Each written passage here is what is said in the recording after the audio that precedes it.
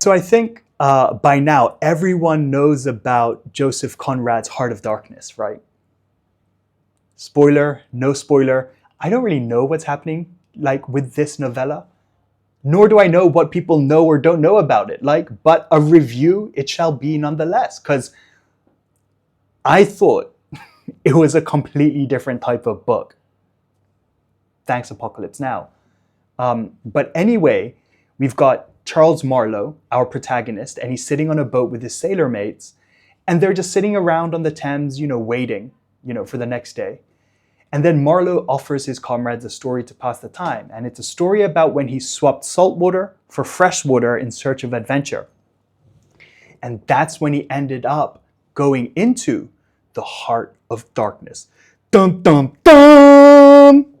Which is up the River Congo.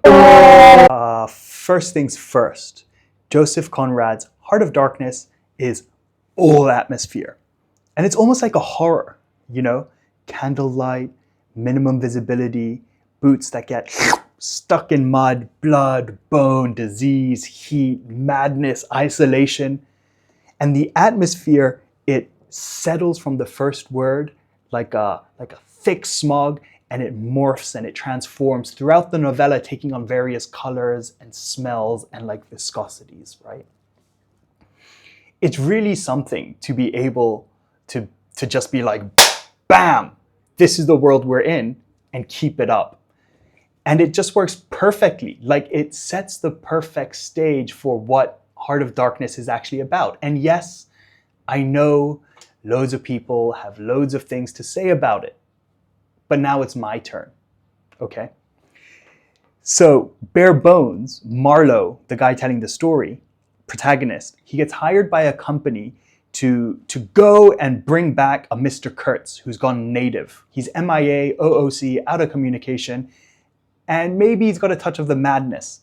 And even when Marlow is getting his medical before the expedition, the doctor is already like, I want to examine you, or I want to examine your mind while you're healthy. So if you do come back, I can see how it's changed. So just swiftly fast forwarding past all of the critiques of this book, and there are some very strong and not unfounded ones, right?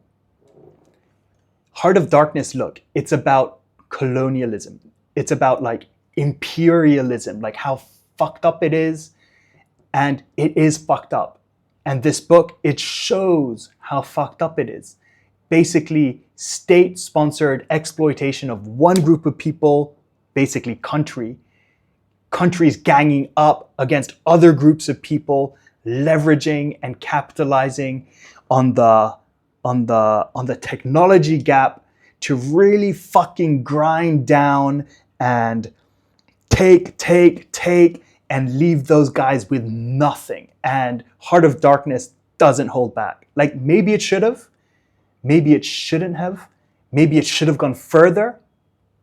Maybe it shouldn't have been published as a 3-part serial story in some journal ostensibly for entertainment, right? When it's dealing with such a sensitive subject. I got it. But boy, Heart of Darkness peels back the layers of psychology of what being involved with that kind of thing, with imperialism, does to a human, and what it takes for a human to get involved with that.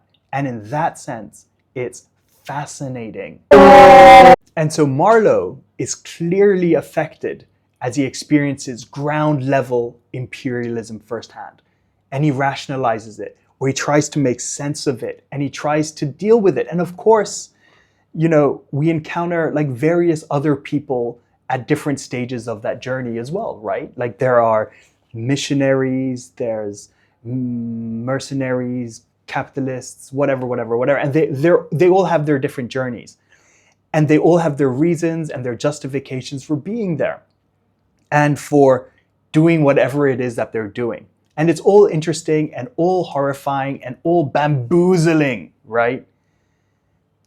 And then at that opposite end of the spectrum from Charles Marlow, Not a green sailor by any stretch of the imagination, by the way. He's had his share of getting wasted and being a rowdy sailor boy. In fact, that's probably why he came on this trip, to quell that restlessness inside him.